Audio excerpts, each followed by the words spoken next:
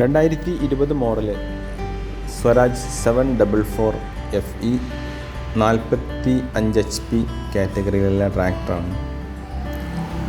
Power steering, single clutch, oil brake, reverse PTO എന്നിങ്ങനെയുള്ള ഫീച്ചേഴ്സുകളാണ് ഇതിനുള്ളത്. ടയറുകളെല്ലാം full കണ്ടീഷനാണ്. വലിയ ടയർ, ഏകദേശം 90% ടയർ ബട്ടണുണ്ട്.